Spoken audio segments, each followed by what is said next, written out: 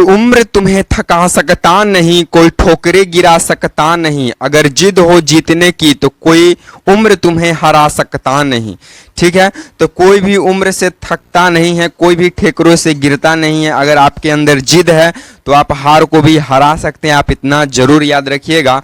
और अगर आपकी मेहनत आपके साथ है तो आपका हाथ का लकीर भी बदल सकता है, और धैर्य इस जिंदगी में बनाना आवश्यक हो जाता है, क्योंकि मेहनत और धैर्य है तो आप कोई भी सफलता को पा जाइएगा। ठीक है, तो सो फाइनली आप सभी को जय हिंद। मेरे इस प्यारे यूट्यूब चैनल पर स्वागत है। तो आप लगातार देख रहे हैं कि इस चैनल से जीके जीएस का सवाल दिया जाता है जो सभी परीक्षाओं के लिए उपयोगी है, खासकर बीपीएससी शिक्षक भर्ती, बिहार पुलिस, बिहार दरोगा, बिहार एसएससी, रेलवे, बैंकिंग और डिफेंस जैसे एग्जामों के लिए, और भारत में होने वाली वो तमाम परीक्षाओं जिसमें जीके जीएस का सवाल बनता है, उन सभी परीक्षाओं के लिए वीडियो महत्वपूर्ण होने वाला है। क्योंकि इस वीडियो में प्रीवियस ईयर पर आधारित प्रश्न रहते हैं जो कहीं ना कहीं किसी भी एग्जाम में पूछ चुके हैं, उसी क्वेश्चंस को हम संग्रहित कर इस वीडियो के देने से आपको हम मदद करते हैं, और जितने भी इसमें प्रश्न कराए जाते हैं उसका फुल डिस्कशन होता है। तो चलिए इस सीरीज में हम सीधी बात नो बकवास पे चर्चा करते हैं, और सबसे पहला सवाल से शुरुआत कर देते हैं। सबसे पहला सवाल आपको स्क्रीन पे नजर आ रहा है, बोलता है कि भारत के बिस्मार्क के रूप में किन्हें जाना जाता है। अगर हम दुनिया में देखें तो दुनिया में बिस्मार्क जो थे वो थे जर्मनी के। जो बिस्मार्क थे ये प्रसा का चांसलर हुआ करते थे। कहाँ का? प्रसा, जो कि यूरोप का एक छोटा सा देश है। प्रसा यहाँ का चांसलर हुआ करते थे। 1862 में ये चांसलर बने थे।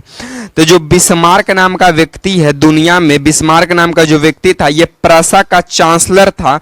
चांसलर का मतलब होता है पीएम यानी प्रधानमंत्री, और ये 1862 में बैठता है गद्दी पर, प्रसा के गद्दी पर। ठीक है, उसके बाद बिस्मार्क जो है जर्मनी का एकीकरण करने के लिए रक्त एवं लौह का नीति अपनाया था। रक्त एवं लौह का नीति अपनाया, और जाकर जर्मनी का पूर्ण रूप से जो एकीकरण है वो 1871 में हुआ। तो जर्मनी का एकीकरण का मुख्य रूप से जो मुख्य श्रेय है वो बिस्मार्क को माना जाता है। बिस्मार्क जो है प्रसा का चांसलर था 1862 में, और बिस्मार्क जो है जर्मनी का एकीकरण करने के लिए रक्त एवं लौह का नीति अपनाता है। यानी जो बात से माना वो ठीक है, जो ना माना उसको एकदम लौह लुहान कर देना है, तलवार से काट देना है। और जाकर जर्मनी का एकीकरण पूर्ण रूप से 1871 में होता है। ये तो दुनिया में जो बिस्मार्क था जर्मनी वाला उसकी चर्चा किया गया। लेकिन अगर हम भारत में देखते हैं तो भारत में बिस्मार्क के रूप में हम लोग सरदार वल्लभ भाई पटेल को जानते हैं। किन्हें जानते हैं? सरदार वल्लभ भाई पटेल को जानते हैं हम लोग। एक सेकेंड, इसको हम इरेज कर देते हैं, अब आ जाइए। सरदार वल्लभ भाई पटेल को जानते हैं, इन्हें बिस्मार्क माना जाता है। साथ में इन्होंने ये भारत के पहले गृह मंत्री थे। भारत के पहले गृह मंत्री कौन थे? सरदार वल्लभ भाई पटेल। ये भारत का एकीकरण करने के लिए, किसका एकीकरण? भारत का एकीकरण करने के लिए इन्होंने भी रक्त एवं लौह का नीति अपनाया। रक्त एवं लौह का नीति अपनाया था। इन्हीं कारण इन्हें भारत का बिस्मार्क के रूप में भी जाना जाता है, और सरदार वल्लभ भाई पटेल को लौह पुरुष के रूप में भी जाना जाता है। लौह पुरुष, कौन पुरुष? लौह पुरुष, यानी आयरन मैन ऑफ इंडिया के नाम से भी जाना जाता है। किन्हें? सरदार वल्लभ भाई पटेल को। सरदार वल्लभ भाई पटेल का 182 मीटर ऊंची प्रतिमा गुजरात के नर्मदा नदी के तट के किनारे स्थित है, जिसके वास्तुकार राम सुतार व्यक्ति हैं। ठीक है, चलिए हम लोग दूसरा नंबर सवालों की ओर आगे बढ़ जाते हैं। दूसरा नंबर सवाल कहता है कि कंबोडिया देश का मुद्रा का क्या नाम है?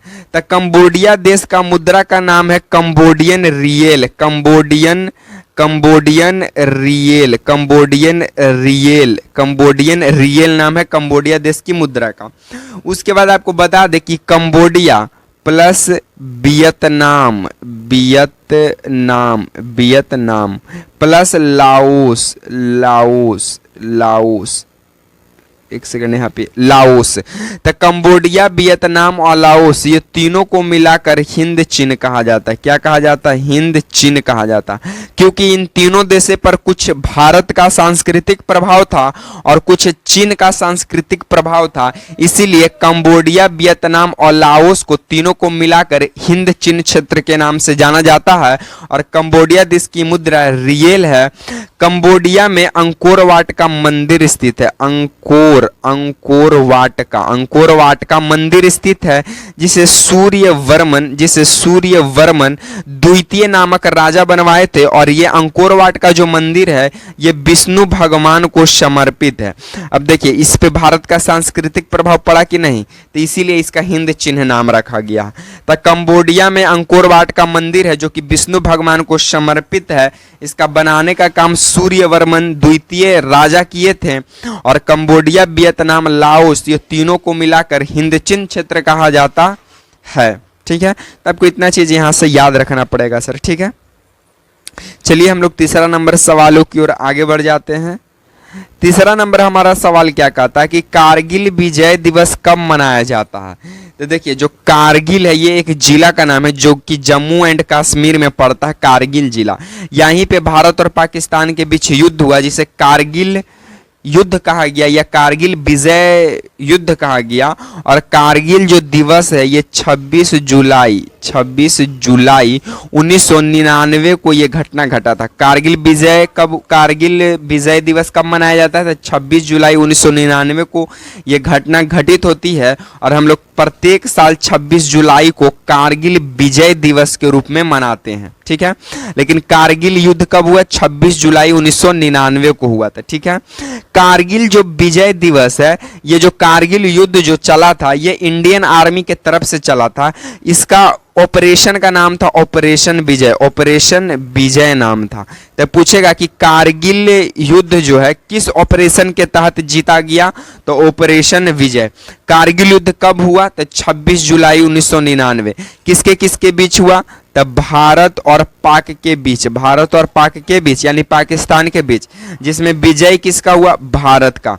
कारगिल दिवस हम लोग कब मनाते हैं? तो 26 जुलाई, प्रत्येक साल 26 जुलाई को हम लोग कारगिल दिवस मनाते हैं। ठीक है, और कारगिल दिवस ऑपरेशन विजय के तहत चलाया गया था। आपको इतना चीज याद करना पड़ेगा। साथ में जम्मू एंड कश्मीर का एक जिला का नाम है क्या? कारगिल। ठीक है, चलिए हम लोग चौथा नंबर सवालों की ओर हम लोग आगे बढ़ जाते हैं। चौथा नंबर हमारा सवाल क्या कहता है कि प्रथम गोलमेज सम्मेलन कब हुआ? देखिए 3 गोलमेज सम्मेलन हुआ। पहला गोलमेज सम्मेलन जो है ये 1930 में हुआ था। कब हुआ? 1930 में। दूसरा गोलमेज सम्मेलन 1931 में हुआ। दूसरा गोलमेज सम्मेलन कब हुआ? 1931 में। और तीसरा गोलमेज सम्मेलन कब हुआ? तो 1932 में। तब पहला, दूसरा, तीसरा। पहला गोलमेज सम्मेलन 1930 में होता है और दूसरा गोलमेज सम्मेलन 1931 में होता है और तीसरा गोलमेज सम्मेलन 1932 में होता है। प्रथम गोलमेज सम्मेलन के समय भारत का वाइसराय इरविन था। कौन था?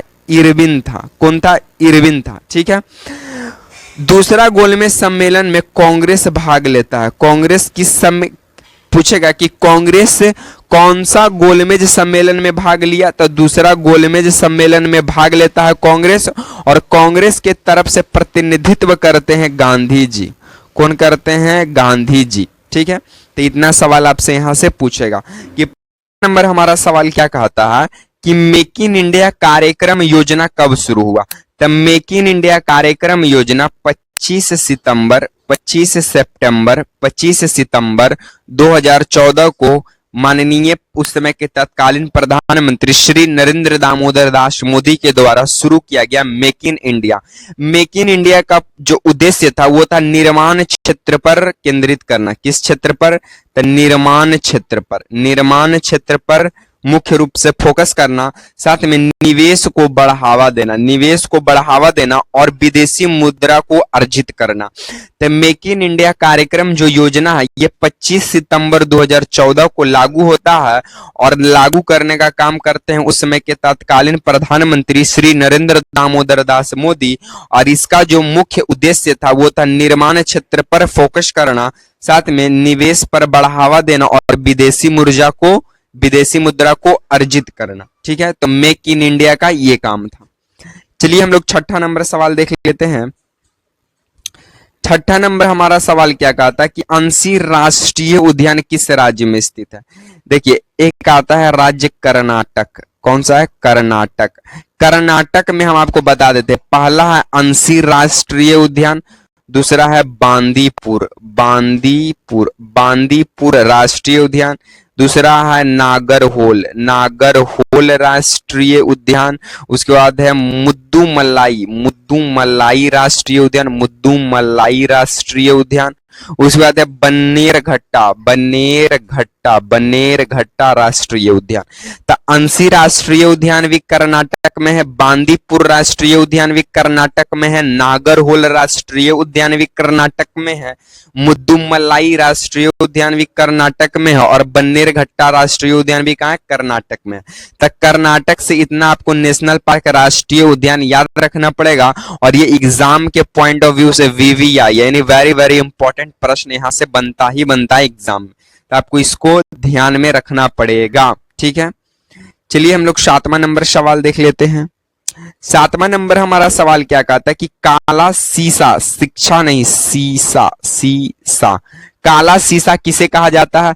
तक काला शीशा ग्रेफाइट को कहा जाता है। किसे कहा जाता है? ग्रेफाइट को कहा जाता है। काला शीशा ग्रेफाइट को कहा जाता है, साथ में काला हीरा, साथ में काला सोना।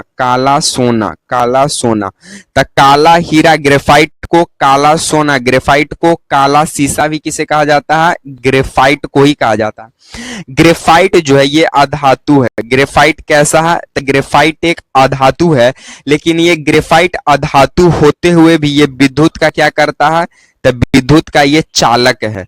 तो पूछेगा कि ग्रेफाइट जो है अधातु होते हुए भी ये क्या है? विद्युत का सुचालक है। ठीक है, ग्रेफाइट जो है ये कार्बन का अपरूप है। किसका अपरूप है? कार्बन का अपरूप है। ठीक है, तो आपको ग्रेफाइट से इतना सारा सवालों को ध्यान में रखना पड़ेगा। यहां से सवाल बनता है। फ्लोरीन जो फुटबॉल का आकार है वो भी कार्बन का अपरूप है। हीरा ये भी किसका प्रूफ है? कार्बन का प्रूफ है। इसका अपवर्तनांक 2.42 है, ये भी आप याद रख लीजिएगा। ठीक है, चलिए हम लोग 8वां नंबर सवालों की ओर आगे बढ़ जाते हैं। 8वां नंबर सवाल कहता है कि चौरी चौरा घटना कब घटित हुआ। तो देखिए, चौरी चौरा जो घटना है ये 4 फरवरी 1922 को ये घटना घटता है उत्तर प्रदेश के गोरखपुर जिला में। उत्तर प्रदेश के गोरखपुर जिला में चौरी चौरा नामक स्थान है, जहां पे 4 फरवरी 1922 को असहयोग आंदोलन क्रांतिकारियों के द्वारा 22 पुलिसकर्मियों को जिंदा जला दिया गया, जिससे गांधी जी नाराज हुए और 12 फरवरी 1922 को गांधी जी के द्वारा असहयोग आंदोलन को वापस ले लिया गया। तो पूछेगा कि असहयोग आंदोलन कब वापस ले लिया गया? तब 12 फरवरी 1922 को। असहयोग आंदोलन वापस क्यों लिया गया? तो चौरी चौरा घटना की वजह से। चौरी चौरा घटना कब घटा? तो 4 फरवरी 1922 को। कहां घटा? तो उत्तर प्रदेश के गोरखपुर जिला में, जहां पे 22 पुलिसकर्मियों को क्या किया गया? तो जिंदा जला दिया गया। ठीक है, आप यहां से इतना सवाल को याद रख लीजिएगा। ठीक है, फिर उसके बाद फिर गांधी जी को गिरफ्तार कर लिया जाता है। फिर गांधी जी 1924 में रिलीज हो जाते हैं। फिर 1924 में रिलीज होने के बाद गांधी जी कांग्रेस का अधिवेशन करते हैं। 1924 में कांग्रेस का अधिवेशन होता है और वो बेलगांव अधिवेशन होता है, जो कि कर्नाटक में ही पड़ता है। ठीक है, चलिए हम लोग ये तो इस सीरीज का लास्ट प्रश्न 10वां नंबर सवालों की ओर हम लोग आगे बढ़ जाते हैं। 10वां नंबर सवाल क्या कहता है कि WBC का निर्माण कहाँ होता है। इसका आंसर आप लोग कमेंट बॉक्स में कमेंट कीजिएगा कि WBC का निर्माण कहाँ होता है। इससे पहले हम आपको बता दें कि WBC का जो जीवन काल है, WBC का जो जीवन काल है वो 13 से 20 दिन का होता है। कब से? 13 से 20 दिन का होता है। और WBC को वैज्ञानिक नाम ल्यूकोसाइट है, ल्यूकोसाइटस है, ल्यूकोसाइट या ल्यूकोसाइटस भी कहते हैं। और WBC का निर्माण कहाँ होता है, इसका आंसर आप लोग कमेंट बॉक्स में कमेंट कीजिएगा। और WBC को व्हाइट ब्लड कार्पसल्स या व्हाइट ब्लड सेल भी कहते हैं, जो कि रोग प्रतिरोधक क्षमता से हमें लड़ने की शक्ति प्रदान करती है। तो आज को हम इस सीरीज को यहीं पे समाप्त करते हैं। Thanks for watching video. अगर